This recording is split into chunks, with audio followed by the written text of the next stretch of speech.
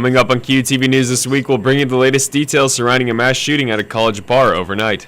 And the results are in. Voting is an act of optimism that the levers of our democracy still work. You embody that optimism. Find out how newly elected officials will implement changes that could affect you. And at least one student was unable to vote in this year's midterm elections. We'll tell you why you should be concerned. Hello and welcome to QUTV News This Week. I'm Adam Meyer. And I'm Quincy Feeney. Voting is an essential part of our democracy. One QU student was unable to exercise her right to vote, not because she didn't register, but because she never received her ballot. Voting is more than just an amendment to Christina Fasone. Being an American citizen, that is my right, my birthright, and I should not have that hindered. When Fasone went to receive her envelope that her father sent to QU, the mail worker said it was already signed out. They showed it to me. They said, here is where you signed it out. And my roommate was with me at the time, and she said, even before I could even get it out, that's not her handwriting. Fasone filed a report with security stating her mail had been stolen, and security had multiple meetings with Fasone. Kept asking me if my mailbox was unlocked. It wasn't. I make sure to lock my mailbox every single time after I go and check my mail or get mail. Mail coordinator Sue Winking declined an on-camera interview, but she says it is a student's responsibility to make sure their mailboxes are locked. I'm going to test the mailboxes that present themselves as locked to see if they actually do lock.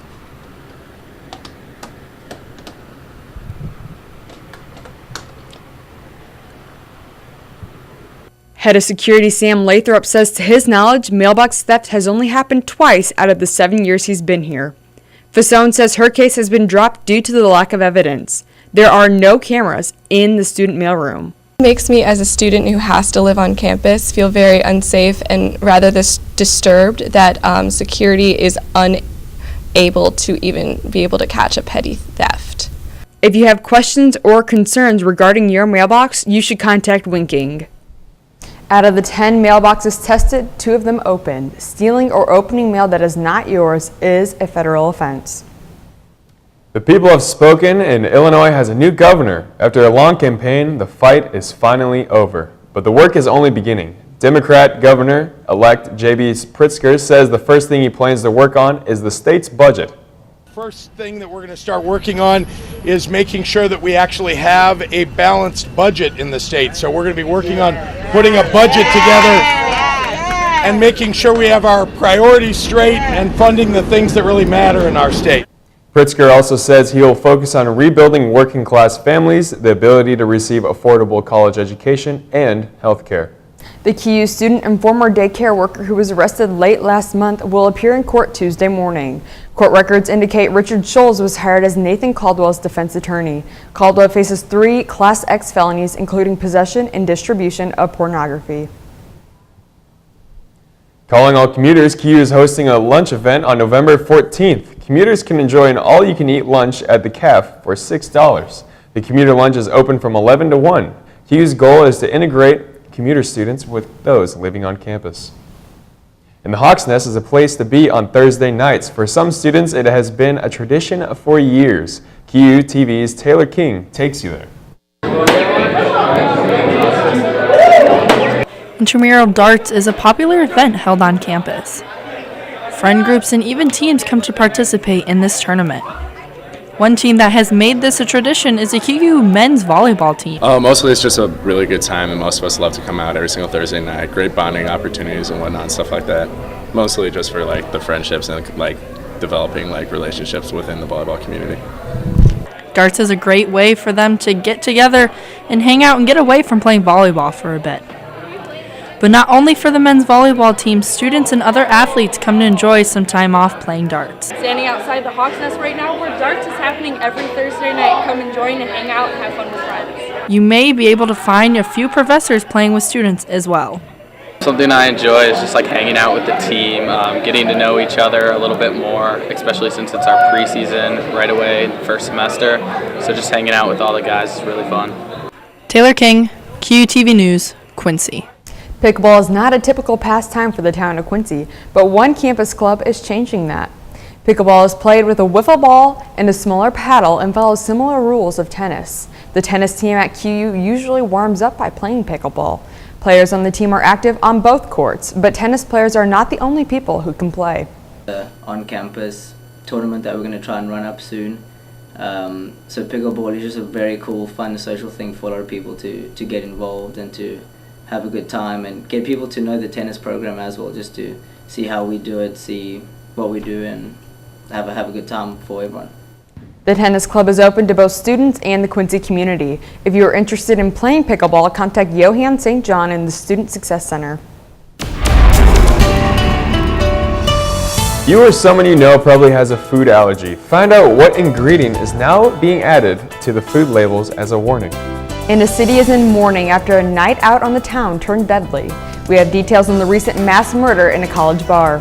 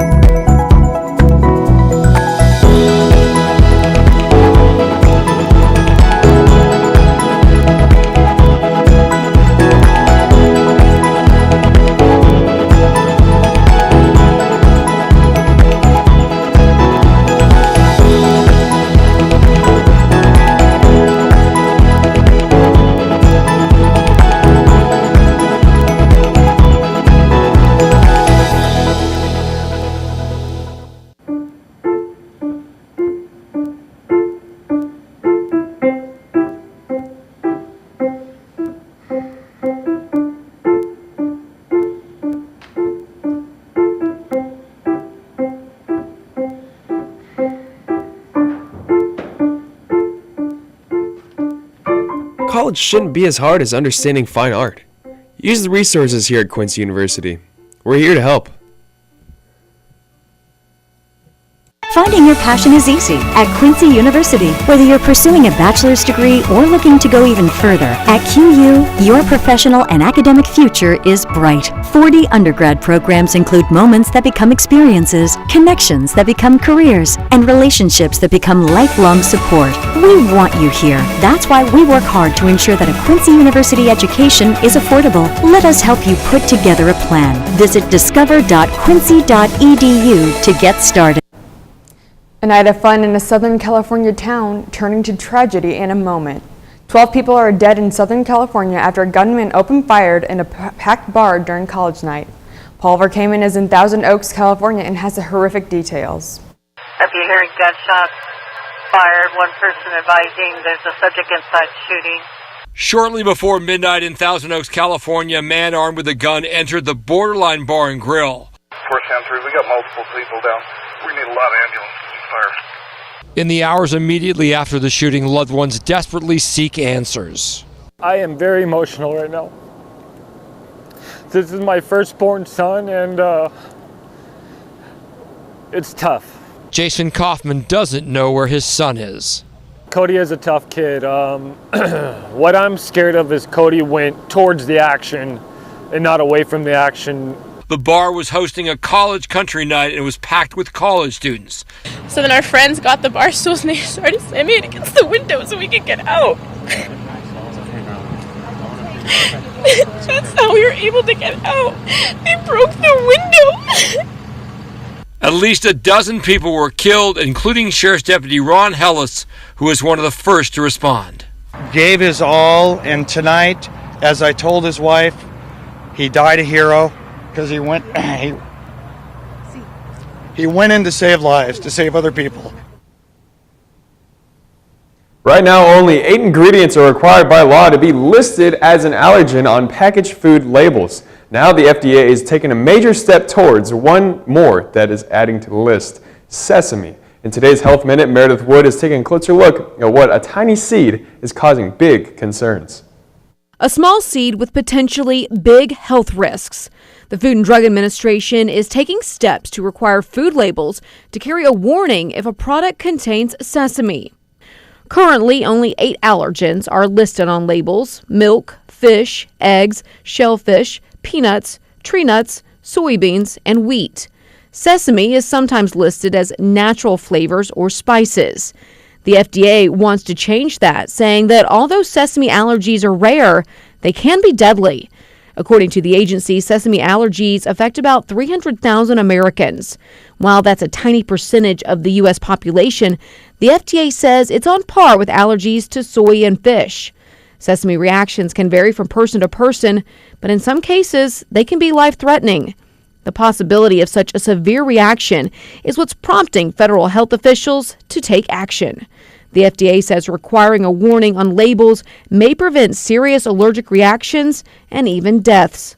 The agency is still gathering information from nutritionists, allergy experts, and other health officials to get a complete understanding of the risks and impacts of changing laws. For today's Health Minute, I'm Meredith Wood. Well, more and more Americans are eating at Applebee's, and the restaurant chain says it has stress eaters to thank. Applebee's says U.S. store sales jumped nearly 8% in the third quarter of this year, setting a 14-year record. Company President John Swinski credits the jump to Applebee's focusing on comfort food and cheap alcoholic drink specials. Swinski says when customers are stressed out, they tend to order alcohol with their meal. And the food focuses on what the company calls abundant value, like an all-you-can-eat entree. Before Swinski took over back in March, Applebee's heavily promoted healthier fare such as seared and grilled food. But analysts say customers don't visit Applebee's for that kind of food, causing sales to fall. Officials in California say rapper and producer Mac Miller's September death was caused by, quote, mixed drug toxicity. Miller, whose real name is Malcolm McCormick, was found unresponsive in his studio home on September 7th. He was pronounced dead at the scene. According to the Los Angeles County Coroner's Office, the mixed drugs in the rapper's system included fentanyl, cocaine, and alcohol. His death was certified as an accident, and the investigation results were released Monday. 'Tis the season for online shopping, and Amazon is looking to boost holiday sales and add new Prime members. So it's offering free shipping on all holiday orders arriving in time for Christmas. The online retailer is waiving the minimum purchase requirement for free shipping. The move makes hundreds of millions of items eligible for free shipping. Prime members get a holiday perk too. More than 3 million items will be eligible for same-day delivery during the holiday season. Amazon needs to pump up sales after the company's revenue projection for the rest of the year declined. Speaking of Amazon, only customer favorites are on their shelves at this new store in Berkeley, California. The Amazon 4-star store opened for business Monday. It only sells items that earned at least a 4-star customer rating on Amazon.com. That includes a variety of popular toys, kitchen appliances, books, and Amazon-made electronics. We know customers like to, of course, they like to shop online, but they have many customers still and enjoy shopping offline. So our goal here with Amazon 4-star is to give customers more choice and more opportunities to shop and experience our product. The company has already opened 2 other stores, 4-star stores in New York and Colorado. If you're dreaming of a white Christmas, your wish may become true earlier than you think. Abigail Moore has your full forecast. And find out what scientists are predicting about the Earth, all next.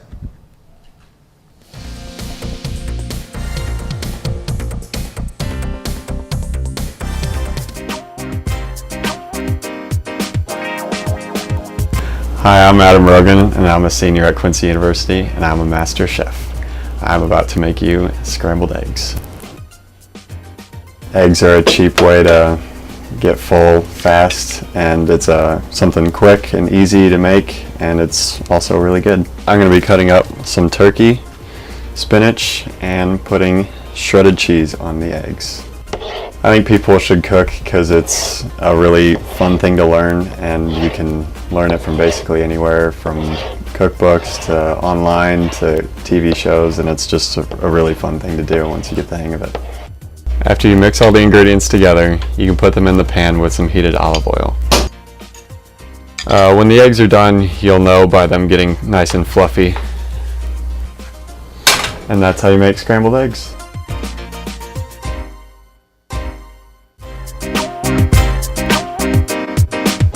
My name is Simon Chrétien. I'm from Christchurch, New Zealand, and I'm a men's soccer team. Growing up in New Zealand, the first kind of ball I picked up was a soccer ball, and I have a younger brother, 2 younger brothers in fact, and they also picked up the sport, and little by little we just started to enjoy it and keep going from there really. The soccer program has obviously got a lot of history to it. It's in a very competitive conference, and it's just an ability as well just to play soccer overseas, to get a different lifestyle, to see things differently, and to experience something completely different really. One of the biggest differences is just the professionalism here is of a very high standard in terms of the field, the pitch, the locker room and everything, which is consistent. I was lucky that I've had a good education in soccer, but it's also very much up and down, whereas I find here there's a great level of consistency in the programs.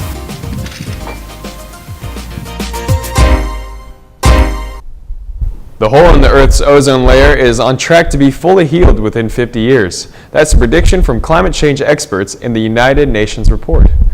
The ozone layer is a delicate gaseous barrier that protects plant and animal life from the sun's harmful UV rays. A weaker ozone means more UV rays, which will make it to the Earth, exposing humans to higher risk of skin cancer and other diseases. In the 80s, scientists attributed to the problem to carbons commonly used in things like aerosol cans and refrigerators. These harmful carbons were banned globally under the 1987 Montreal Protocol. According to the study, the ban helped the ozone layer recover in some areas.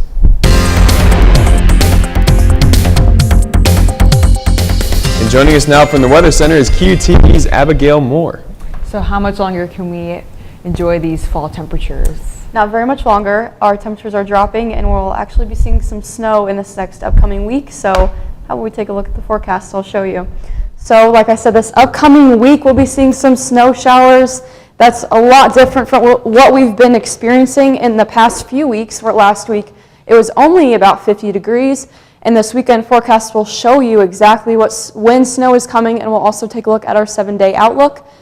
As of right now, it is 35 degrees outside. It feels like 31, and the high today is 41, so we're right in the middle there. The wind is coming from the east, northeast at 5 miles an hour. Not very windy today. As you can see in our tri-state area, it is all 30-degree temperatures. Like I mentioned before, completely different from last week where we were in the mid to high 50s, and now we're all in the 30s, and you'll be able to see that on our radar.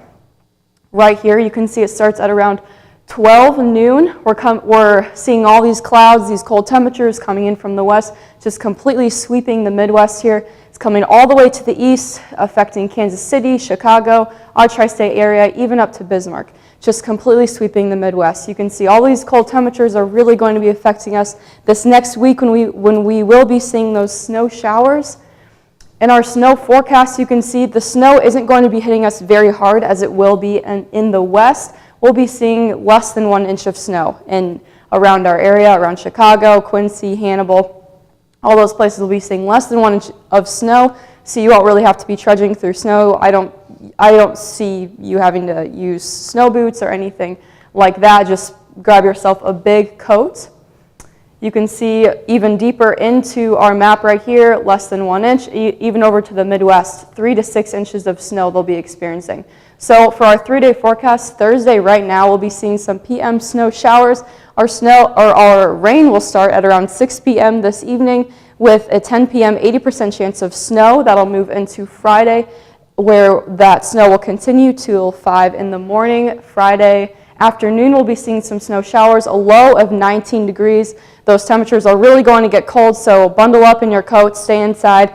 You want to make sure that you grab a scraper for your car window. It'll probably get very cold, and it'll be hard to drive if you can't see out of it. Saturday, it'll be mostly sunny, low of 29 degrees. For the rest of our week, you can see Monday, we're looking at snow showers. Sunday, partly cloudy, but Monday, snow showers we're looking at. And Tuesday and Wednesday will be just another effect of Monday after those snow showers, but it'll be mostly sunny outside. We'll still be seeing those colder temperatures. It will not be snowing, but we'll be seeing the after effects of that. So it'll be very cold temperatures. Not anything we can really do about it though, so we'll just have to wait for that to come. I love snow, but I don't know if I'm ready for snow and the cold temperatures that come with it. Well, thank you, Abigail. Yeah, absolutely. Coming up in sports, we'll tell you what team was showered with honors. And hear the controversy surrounding the USA Gymnastics and the Olympics Committee.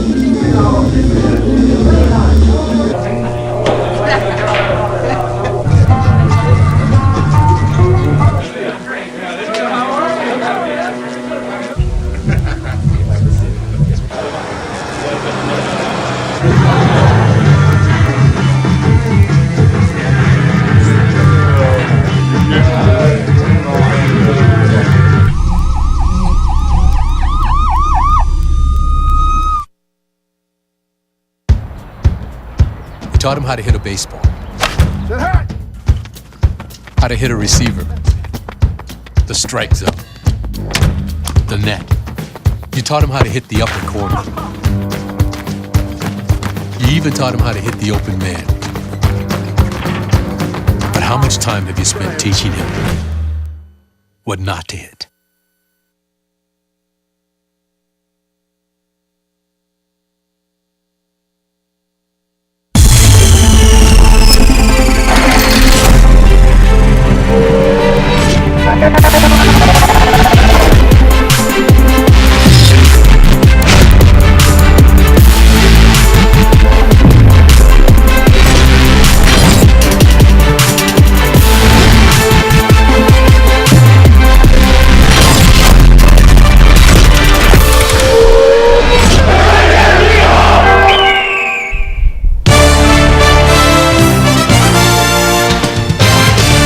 Welcome back. When one door closes, another one opens. And that is the recurring theme in Hawks sports right now. Now, Anna Konzik joins us now with the latest in sports.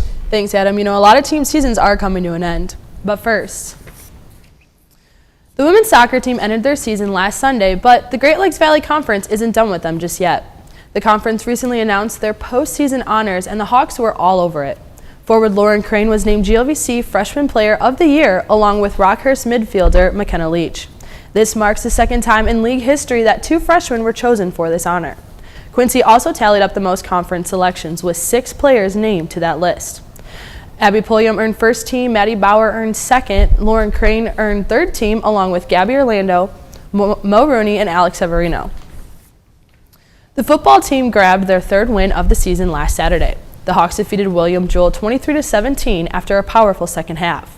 Andrew Runn went 14 for 25 with a season high of 203 passing yards and 2 touchdowns. Sharon Boyd had 13 rushes for 45 yards, and Cody Leonard had 16 total tackles. The team returns home for Senior Day November 10th. Tune into QU Game Day on the GLVC Sports Network before the game for insight into the matchup. The women's volleyball team lost in 3 straight sets to Lewis University last Friday.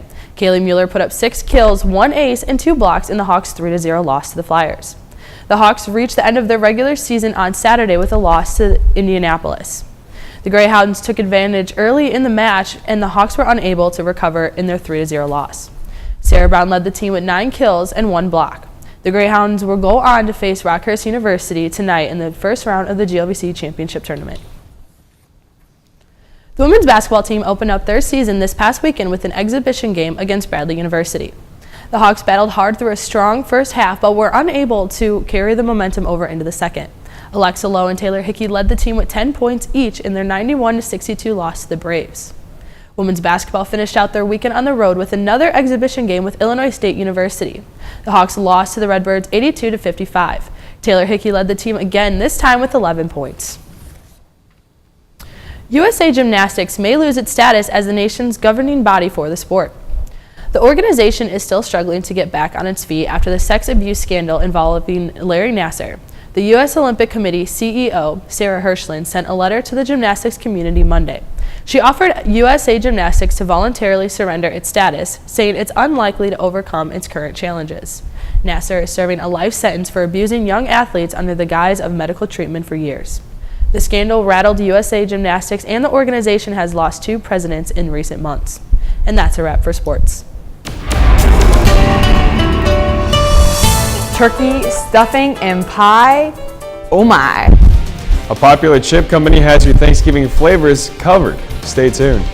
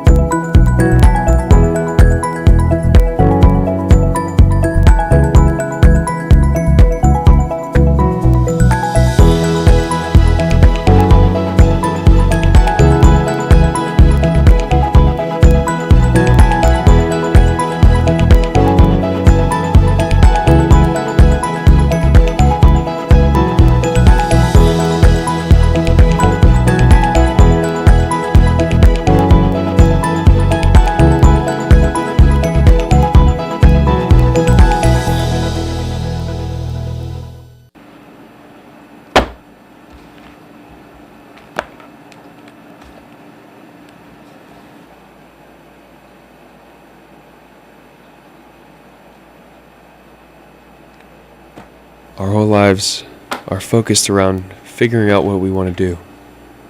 Here at Quincy University, we can help you find what you want to do. Just take a break and do what you love.